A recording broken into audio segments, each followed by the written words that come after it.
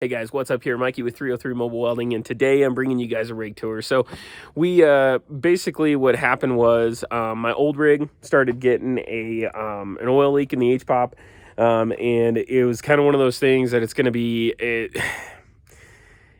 it's going to require some serious time to actually take that rig apart. And then the other thing too is the transmission's starting to slip pretty bad on it. I've been dealing with it with hard shifting and stuff like that over the past year, and I think it's finally just given up the ghost. And I don't really want to do a transmission build on that truck just because it is old, and I'm actually just looking to buy a new truck. However, that being said, I did pull this truck out of decommission. So this is a F250 heavy duty series, which was built in 1997, and it's actually the only year that Ford did that. So what it is, it's the RV chassis with a 1-ton rear axle, and it sits on an F250 basically style truck. And so because of that, it's actually really good for being a welding rig because it's got an 8-foot bed. It sits lower to the ground because it is the RV series springs. And the other thing about it too is it's just got a little kicker cab instead of the 4 doors. So it still has a good turning radius on it, but the other thing too is it doesn't get loaded up with a bunch of random stuff in the kicker cab. It stays pretty clean in there, and you know, you got your passenger and driver door, and that's really all that matters. So let's do a quick rig tour. And oh, actually, before I do that, let me tell you why I went with the tub rig. Because I actually had the ability to stick a flatbed on this truck, but I didn't. And the reason being is because with a tub rig, when you're at the end of the day, you've had a long day, and maybe the job is super stressful, and you don't want to have to like figure out how to put everything back in your toolbox, especially if you're carrying a bunch of extra gear just for that particular job for that day. I like to be able to just throw it in the back and close the tailgate and go. So, I mean, I've literally never had times where I didn't reel up my hose, didn't reel up my reels or whatever, and just kind of threw them in there. And I'm just like, I just need to get home, And so that's kind of one nice thing about the tub rig. The other thing too is if you're carrying tools that you don't have toolboxes for, and you're just going from the job site to home or to home from the job site or to the job site, it does make it very convenient for hauling a bunch of extra stuff that maybe doesn't necessarily need its own toolbox in your truck. And coming from a flatbed and a custom bed with in-bed toolboxes and not in-bed toolboxes, I can tell you right now that it is really nice to actually go back to the tub rig. A lot of people complain about it, but the way that I set this up, you'll see it actually makes it really easy to get into. The one thing I'm really blessed with is that this truck is lower to the ground. So because it has the RV chassis on it, the actual lift on it is actually below what stock would be for an F250. So because of that, it sits like 3 to 4 inches lower. So the travel in the springs, and the shocks, is actually it's a little bit less. And so it can't go off-roading like hardcore. But I've been over mud. I've been out there on job sites and stuff. And honestly, with the weight of this truck, and then also too, just the sheer fact that it is a diesel and it does have torque, and it's got 32s on it that are Yokohama mud tires, which I'm going to talk about here in a minute. It works really well, actually, for what I wanted to do. So let's get started. So let's start at the back of the truck, because I think that's kind of really where everybody wants to see. So the back of the truck. So, all right. So what we've got is this toolbox is actually the one you guys saw on the Gold Digger build. And so I just pulled it off of that, put it on this. And so it's just a standard truck toolbox. And then let's get started here. So inside here, basically pretty standard. This is an extra torch that I needed for a job, a little bit heavier duty, run some bigger stuff because we were cutting pretty thick plate. I got my standard torch that I normally use over there. It's a smaller one. It's a Victor Series 3. And then, grinders in a bucket. Got the mag drill in there. Got some blades, some cutting blades. That's what's in that box right there. Underneath here, so I use my magnets. I don't know if you guys saw that, to keep my box from sliding around. So just got a random throw box in here, and I got all my clamps and stuff. Got the bandsaw, pipeline up clamp, flap discs, and grinding wheels, and realistically that's it. As far as what goes in my toolbox, a lot of people are like, oh man, I got to carry all this extra stuff and whatnot, and like, you know, I got to have like 15 drills and all this, you know. It's like, you don't really need all that, okay? Because trust me, I've had trucks that have been completely overloaded with tools, and I'm like, why am I carrying all this? Like I never use it, you know. And so you know, personally, that's kind of where I'm at. Is a lot of the jobs that I do are like 1 week jobs or less. And so I don't really need, also too, I come home every night. So I don't like having a bunch of stuff in my truck all the time, because if somebody breaks into it or something like that and steals, or, you know, steals a truck entirely, I'm out everything. So I carry 2 6-inch grinders and 1 4.5-inch grinder, because a lot of times I'm working by myself. So having a one-handed grinder really pays off. And yeah, so that's pretty much it. That's what's in this toolbox. So, and like I said, you know, this is probably the best invention, was getting this sliding tray. And the reason being is because it holds a lot of the random flat stuff that you don't have a toolbox for. So that works out really well. When I had my custom boxes, you know, I had dividers and everything for it, but I kind of felt like it was overkill. Like, I engineered all this metal to build these boxes and to hold like basically stuff that weighs less than a pound together. You know, it was just, I don't know. It was kind of one of those things. So that's kind of why I'm happy to go back to just like a standard truck toolbox and be done with it. The other thing too is in-bed boxes, to get them to like lock down correctly and not leak water and all that. There's so much work that's involved with that. With the truck toolboxes, the water hits on top, but then it drains off because you have spacing.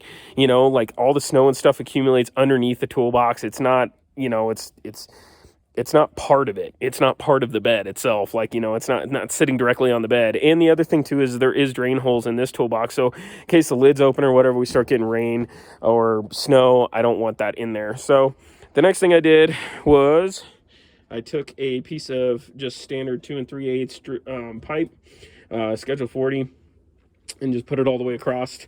Use some U-clamps, you know, U-bolts, bolted it into the bed. You can see all the different iterations of this truck and all the drill holes and stuff.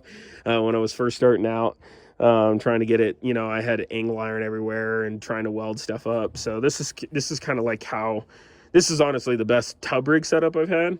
So you can see here, clamps, just use some horseshoes, kind of welded that up. Let's see what else. Oh, remote, and it's basically electrical taped to you know, the extension cord, and then I got a 3-way on here that I taped up, so I can plug everything in.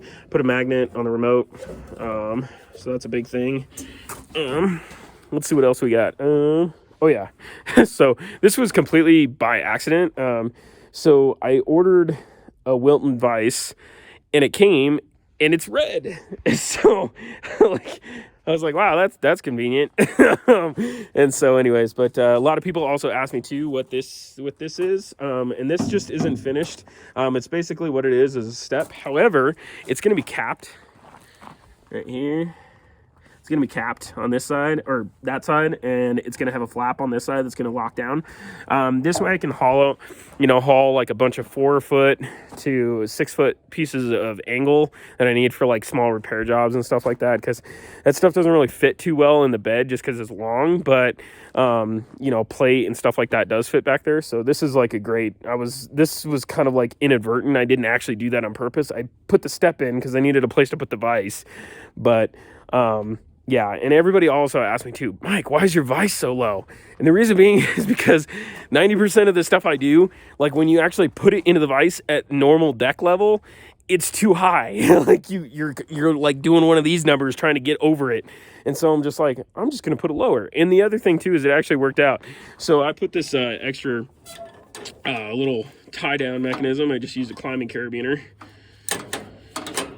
And I do that because I don't want the tailgate to actually come down and like let everything out. So I'm gonna set this down here real quick.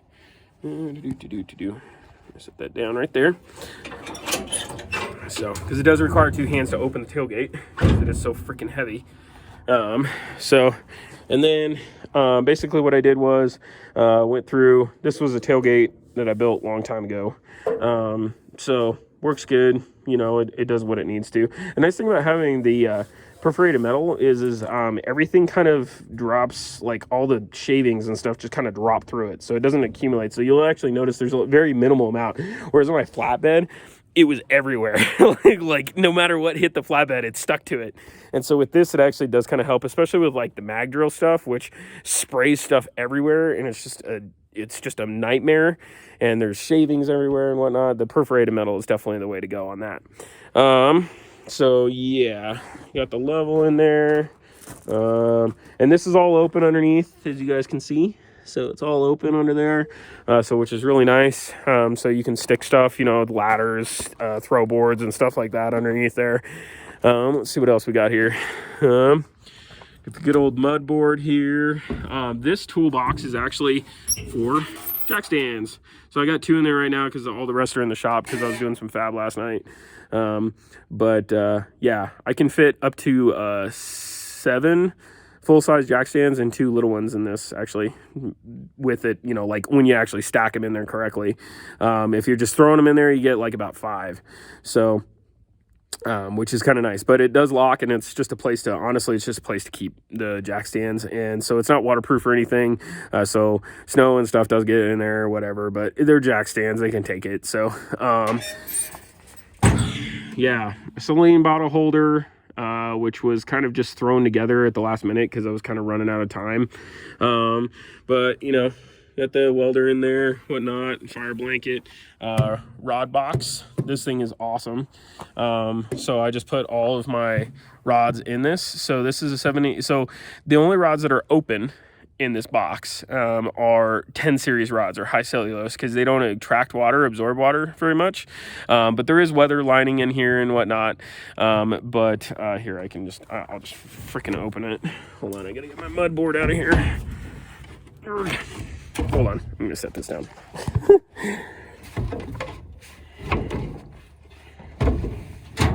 Got everything.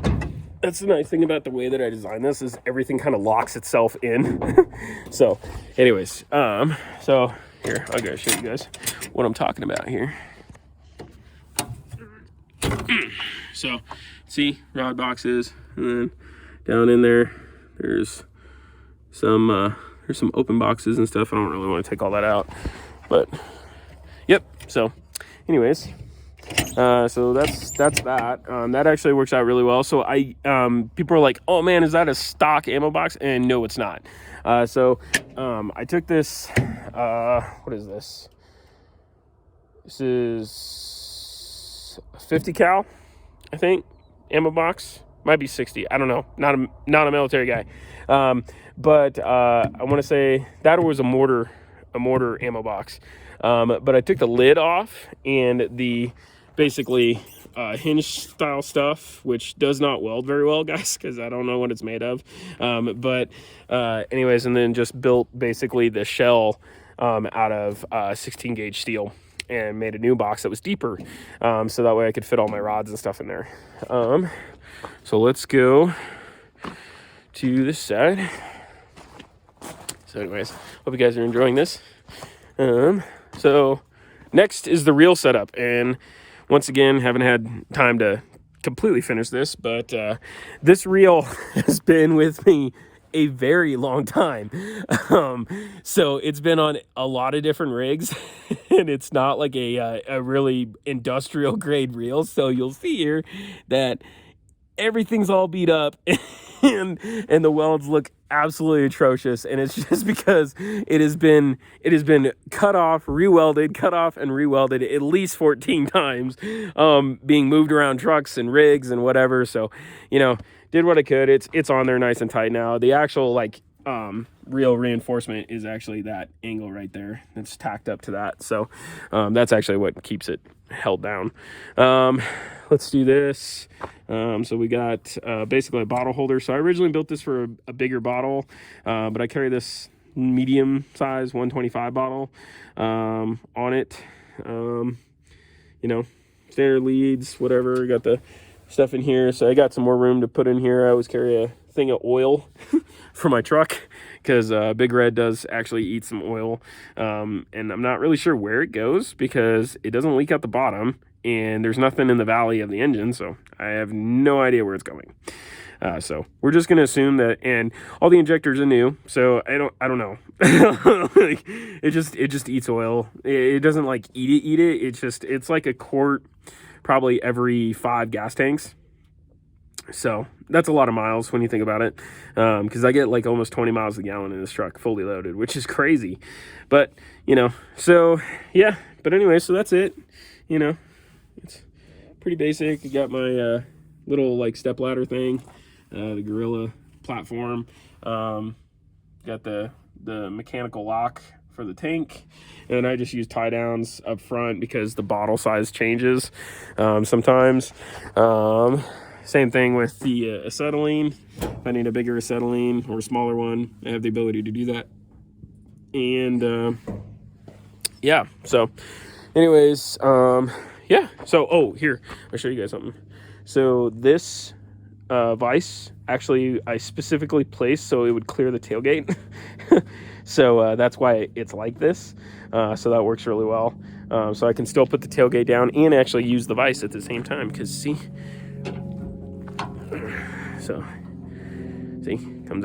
comes this way. So this way you can still do stuff and still grind and do whatever that you need and have the the tailgate down.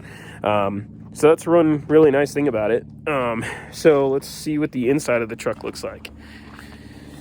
Alrighty.